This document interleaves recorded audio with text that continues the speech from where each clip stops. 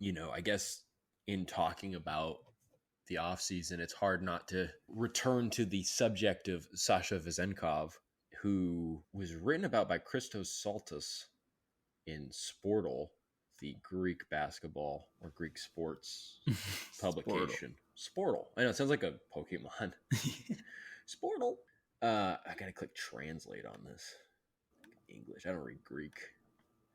But there's a couple interesting takeaways from an article. I mean, basically the article was just talking about Sacramento's plans for Vezenkov, and that role that Saltis said he heard from a source essentially was that they planned for, or they intend him to back up Keegan Murray at the 4, and also they foresee, apparently the Kings foresee Vezenkov and Keegan Murray playing together because there's going to be the intention to kind of utilize Murray at the 3 spot next season, in quote, in order to get all the good elements out of his game, end quote.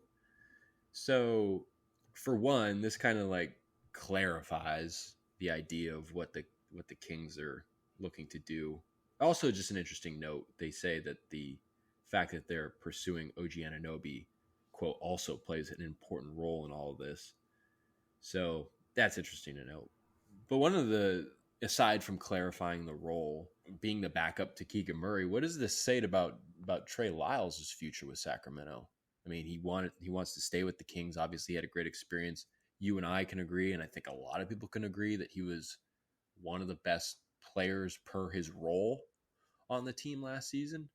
And I mean, he was in a lot of the playoff games they did win. He was a huge part in it.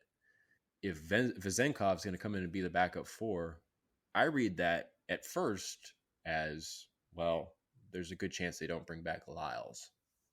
What do you think? No, I don't know. I just see Lyles coming back. Even if he's not the backup 4, we've talked about it enough where he could be the backup 5. Chimezie Metu was our backup 5. Lyles is the same height. I think he weighs a little more. And he's someone you can use as a legit stretch 5 off the bench if the Kings, can't find anyone, or maybe they're just, or can't find anyone in free agency, or maybe they're just like, you know what, Lyles, might as well just have Lyles as a stretch 5.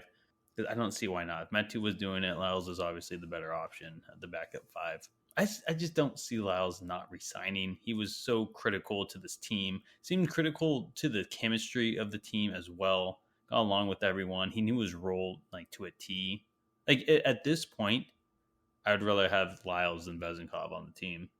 And I mean, he's proved himself, and he played extremely well last year. So I just don't. I think bringing in Vezenkov, I don't think that's anything to say against Lyles. I think if they really want Sasha to be the backup 4, I think they have other plans for Trey at that point.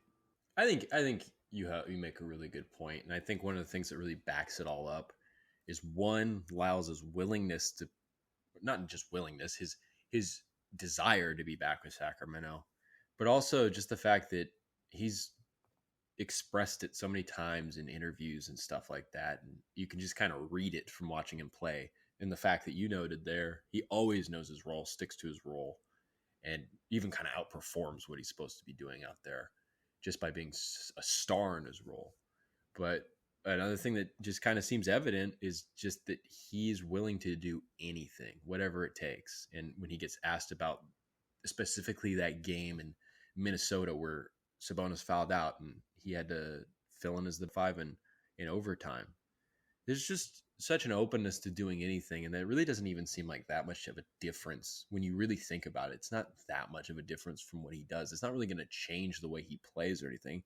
He'll just go up against bigger guys, and if you can just kind of like buttress that center position with whoever the third center is on the roster, have more size there, in case matchups dictate that, well, maybe Lyles, you maybe don't want to necessarily go small 5 there, but you have that there, you're going to be good to go. Because if you think about it, it's like 2/3 of the season, maybe more, was played by Chimezie Metu playing 10 to 15 minutes a game in the backup center role. And him being a small 5 worked at times, despite the fact he didn't shoot the 3.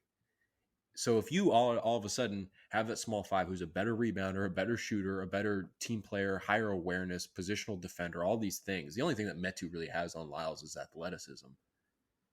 Well, all of a sudden, you actually are really like boosting your team. You're maintaining that chemistry you're talking about. I think his connection to Fox in particular really kind of shone through very brightly all throughout last year. And yeah, again, kind of bringing it back to us because it's about you and me, Tony, at the end of the day. We really like watching Trey Lyles. He's just, if you're watching basketball with a young basketball player, you tell them to watch Trey Lyles. Because of course, you always hear like Katie Christensen say that about Davion Mitchell, and I don't disagree because what Davion Mitchell does on the defensive end is special.